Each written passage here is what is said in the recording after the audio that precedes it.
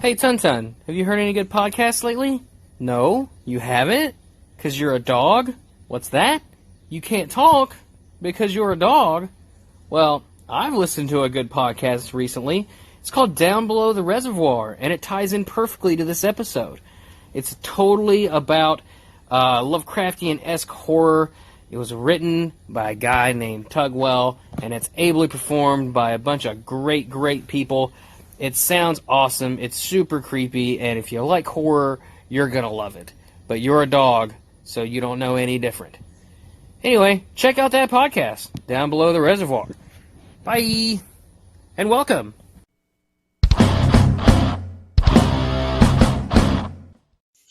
I'm sorry, did you say I made too many tacos? Yes, I did. Thanks for inviting us. You're welcome. Hey everybody, welcome to Let's Die, the his versus her guide to the apocalypse. My name's Bret, I'm a mountain man from West Virginia. Joining me as always, she was just a color from outer space, a frightful messenger from unformed realms of infinity beyond all nature as we know it. This is Taylor. Say hi, Taylor. Hi. And also joining us is What's Up with Wes. Wes, what's up? What's up? That's what's up. Today's episode, this week's episode, this forever episode, is a fantastic one.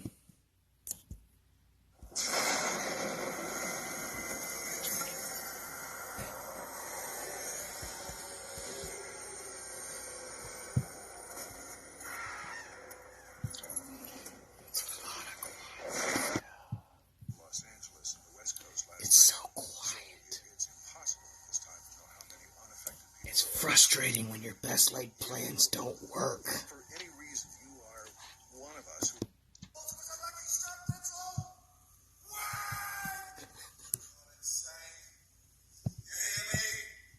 I'm not insane!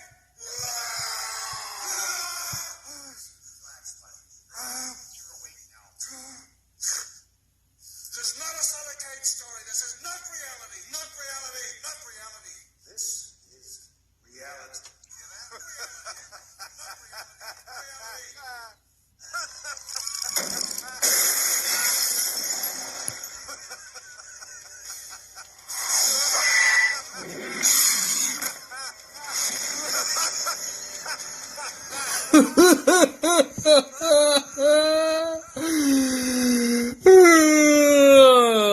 Lovecraftian horror! Yay! Guys, Wes, I know you know what that is. It actually come through kind of low, so... It was really low. The clip was low, for sure. I had it perfectly recorded out, and then the recording did not want to play.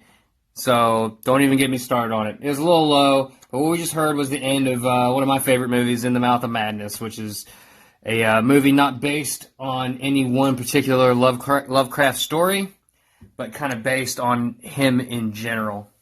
Taylor, what do you know about H.P. Lovecraft? His last name was Lovecraft. And his first two names were Howard Phillips. Didn't know that part. Yep, he was an author, born in 1890, died in 1937, so really old, long time ago. One of those classic horror writers that died penniless and didn't really achieve a lot of fame until after the fact. He's also a bit of a racist and stuff like that, but, you know, leaping beyond that point, he's also the inventor of cosmic horror. He created Cthulhu and all the old gods, and he inspired countless of other authors, including Stephen King, musicians, including me and Wes know a lot of them, like Morbid Angel. Hell, even our opening intro song is a song called Haunter of the Dark, which was in the lyrics were inspired by H.P. Lovecraft. So, yeah, he's an awesome short story writer. He dealt a lot in, fear of the unknown or knowing the unknowable. To bear witness on any of his stuff or any of the old ones or whatever would just drive you insane on first look. So, Taylor, I'm sure you've seen the influences and things. Like, have you ever seen, like, The Mist? No. No? Okay. Do you know what Cthulhu is? Ish. Well, Cthulhu is like the big bad of the mythos there. He's like a big octopus-headed dragon man with wings. Just looking at him drives you insane. And he's like the basically, like I said, he's the big bad of the great pantheon of... Oh my god, what was that? I think Wes was overtaken by the Terminator. Ooh, Terminator episode. But it didn't. I heard it sound like a horn, but I don't know what it was. Oh, God. Well, Taylor, how are we going to survive in a world where just glancing upon the old ones is just madness incarnate? I have no idea. You have no idea? No funny katana quips? Not yet. We're pretty much going to die in this one. It delves a lot into the occult. Basically, the old ones they controlled the planet in prehistory. And they're slowly trying to break through like the dimensional plane back into our existence so they can rule again. And to that effect, they affect people's dreams and whatnot. That book I gave you is Lovecraftian. It's not by Lovecraft, but it's Lovecraftian in nature. Really? Oh, so I could only read the first chapter? Yes, so you know everything you need to know. What are you drinking? It's called Bell Cow. It's a milk chocolate porter from J-Dub's Brewing Company out of Sarasota, Florida. Oh my god. It's delicious. You're fucking fancy today. So fancy. I'm drinking another one from the Greenbrier Valley Brewing Company. This is Devil Ann's India Pale Ale. No doubt named after Devil Ann's Hatfield. Wes, you're not drinking nothing, are you? Nope, just water. Forever you just destroy the rules of this podcast. That's some high-quality H2O. Oh my god. Anyway, Lovecraftian cosmic horror deals with a lot of supernatural, prehistoric, extraterrestrial, extra-dimensional type horror. The protagonists often meet their doom or their ending is left ambiguous, but usually they pay a price for whatever outcome there is. Oh, excuse me. Another highlight of the genre is how fragile and hopeless sanity is. Lots of occult things. Are you familiar with the Evil Dead, Taylor? Yeah. Okay, well, that's, the Necronomicon. Lovecraft made it up. Oh, okay. Yeah, so that was a complete invention by Lovecraft that the horror genre kind of ran off with. So there's another influence that he created. He inspired, again, tons and tons of people. You familiar with Batman? Batman! Well, like Arkham Asylum. No. It's this guy that dressed like a bat. He's a total douche. He was bitten by a radioactive bat. But Arkham Asylum. Arkham is a location featured prominently in various stories of his. Typically, lots of tentacly, underwatery, sort of beyond the stars-ish monsteroids. You got your old gods, Shub-Niggurath, Azathoth, Nyarloto-too-many-tacos. Can't pronounce none of them. Yog-Sothoth. Lots of good ones. Wes, how are you going to survive in this world of occultic apocalypse? Any tips for the people, or are we all just going to die this episode? Well, I think there's going to be a lot of screaming. Earplugs. Yeah. Well, stay away from New England. That's where typically all of them take place. It's bad. It's where all the cults are. If you start seeing people with multiple, Taylor, you're a scientist. You tell me, what are those things in your eyeball called? Irises? Yeah. Yeah. If you see guys with like 2 or 3 of those in one eye, like they've been tainted. Stay away from those guys. Don't accept any parcels in the mail that may be, totem-headed idols that will drive you slowly insane and whisper in your dreams. Nothing like that.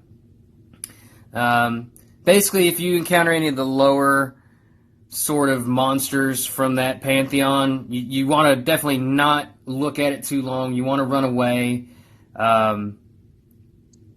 If it's a higher god like Cthulhu himself, then you're basically boned. And to just avoid him doesn't really solve anything. It'd be just like delaying the inevitable, because once he's free, he's going to take over the whole planet. So really, you need to become the hero and stop the cults from bringing him back. So you would actually have to insult yourself into a hero role in this scenario. Yeah, so Taylor, maybe you could use that katana. I doubt a lot of cults are running around here with katanas, especially in New England. I think my method for this would to be try to entail, or I don't know, make friends with people who are natives from different lands, because maybe they know some magical, mystical spells and stuff. They have their own version of H.P. Lovecraft's world. You're thinking of like a counter? And their mythology and whatnot. So I'd be like, maybe one of you guys are legit and can fight back against these bad spirits with your good spirits. All right, let's go. Typically, there are other dimensions. Like, there's like a city of nothing but cats, and a lot of them are very weird, and a lot of them are quite dangerous, but typically speaking, there's no, super duper good guy, that's powerful enough to withstand the crushing power of Cthulhu. With the exception of, I'm not even sure if it's Lovecraftian canon or if it's from Brian Lumley, but there was a, I don't even remember what it's called, but there was basically a heaven-esque one where opposite versions of Cthulhu and them exist and were able to be strong enough, but they were really hard to find. But I think that was just in Brian Lumley's works. Typically, all of Lovecraftian works are hopeless. You're just kind of boned and just trying to survive to the next day. Be a rat in the wall. Be unseen, I guess. It's about the only thing I got. Baseball bat. I would just listen to music and watch TV and chillax till we all go crazy or whatever. Yeah, you'll start hearing him whispering in your dreams. Bomb shelters. Bomb shelters. Well, bomb shelters better be flood-proof, because the sea level will rise. You'll start hearing whispers in your dreams that'll drive you mad. You'll start being paranoid and xenophobic, and you'll start thinking everybody's against you. And you'll probably go bananas and grow a couple tentacles out of your skull. Stuff like that. I don't know, guys. I don't think it's a fair fight. Certainly, it's not something typically survivable. Unless we pay a terrible price. Maybe I have to kill you, Taylor, Wes. Maybe I have to kill you both in order to survive. It's either me or you guys. Maybe we can find a way to bring H.P. Lovecraft back from the dead. Have him write an additional story about how to survive. And then we go that route. That's if his writings took shape into reality, which is exactly like the premise of that movie I was talking about, In the Mouth of Madness, the really low clip from before. Wasn't there a Supernatural episode that dealt with H.P. Lovecraft and him bringing back to close the portals? You know what? Probably. There was 2,000 episodes of Supernatural, so I wouldn't doubt it. I think there was an episode just based on the H.P. Lovecraft and bringing H.P. Lovecraft back to close his portal. There was. I read it on Wikipedia, so it must be true. Taylor, Did I learn something new about you? You don't watch Supernatural episodes. You Google them on Wikipedia and read them out? No. I Googled H.P. Lovecraft, and it said that he influenced an episode of Supernatural. Ah. I'm looking it up right now. It also said that World of Warcraft is partially influenced by it. Yeah, I can see the influences. For sure. Yep. It was, Supernatural was season 6, and it was an episode called Let It Bleed. So there you go. I love Supernatural. This Devil Lands is taking a toll on me. How's that water treating you, Wes? Excellent. Prick. Yeah, I think what I'm going to have to do personally is I'm going to have to find one of the more powerful old ones. Maybe not necessarily Cthulhu himself, because I know he's probably not going to really hear me out. Maybe a lesser one like Nyarloto-too-many-tacos. You know, y'all use Google. I can't pronounce it. Or maybe like Hester or somebody, and just prostrate myself before them. Just tickle my prostrate in front of them, and maybe they'll be like, all right, this guy's on my side, and then I'll just do their bidding. You know, the scrawny guy from The Mummy once said, it's better to be on the right hand of the devil than in his way, or something like that. I probably butchered it. But so I'll probably do that. I'll probably bring Taylor's butt and Wes's head to Yog-Sothoth as a gift, whoever. And, just be his right-hand man. Should be pretty good. I'll be like Scourge was to Hela in the Ragnarok movie.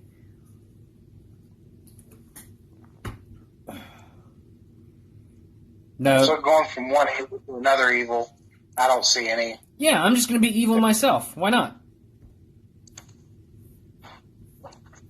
Taylor, you can join me. We just got to take down Wes. No, I'm good. Well, fine then. Well, It's called loyalty. it's called loyalty. Oh, and that's why you two are best friends. You guys are jerks. I'm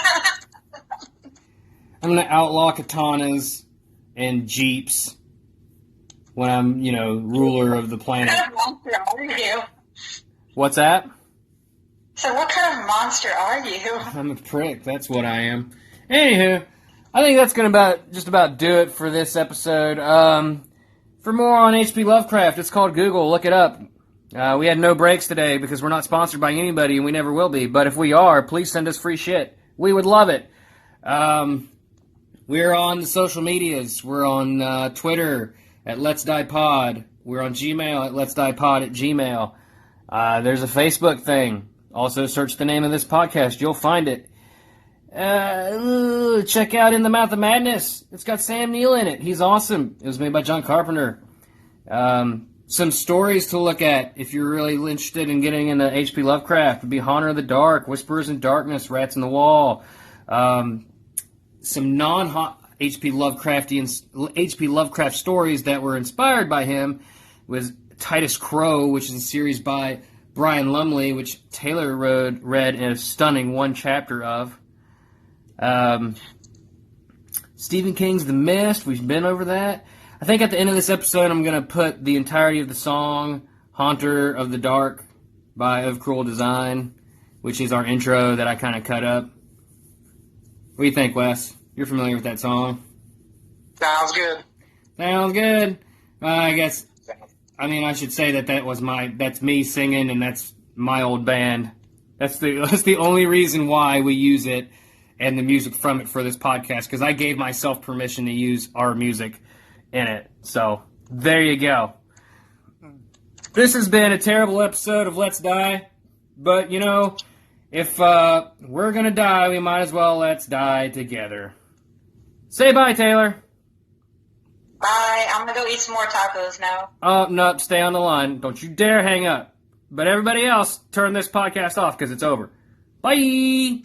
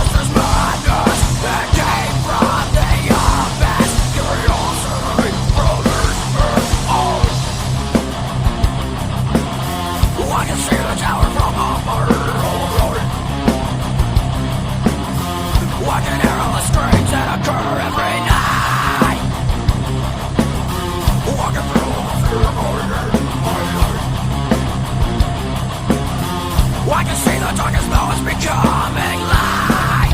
Keep your Cadillac. When doves stray away from your vision, beware of bellowing smile. It's rolling effortless. Keep your Cadillac. When doves stray away from your vision, beware of bellowing smile.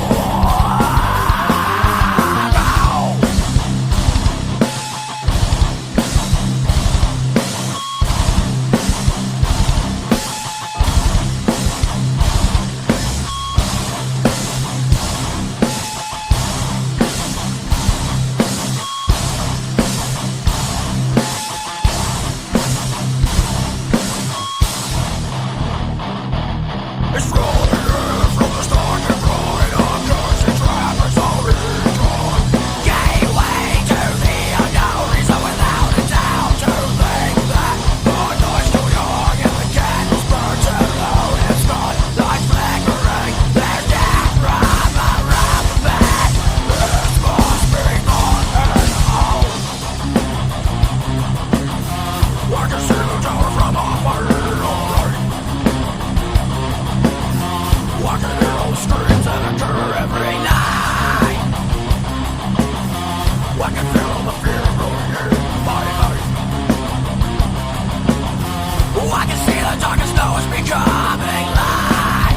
Keep your Cadillac. When doves stray away from your vision, beware of bellowing smoke. It's rolling effortless. Keep your Cadillac. When doves stray away from your vision, beware of bellowing smoke.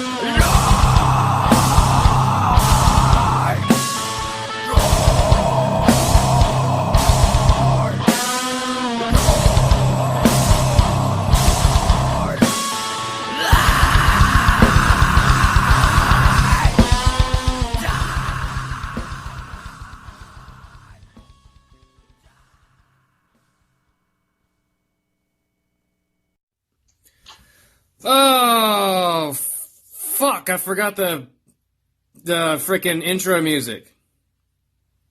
Oh no. Ah, I'm an idiot. Oh no. Oh no. Oh wait, I can edit in post. I'm a double idiot.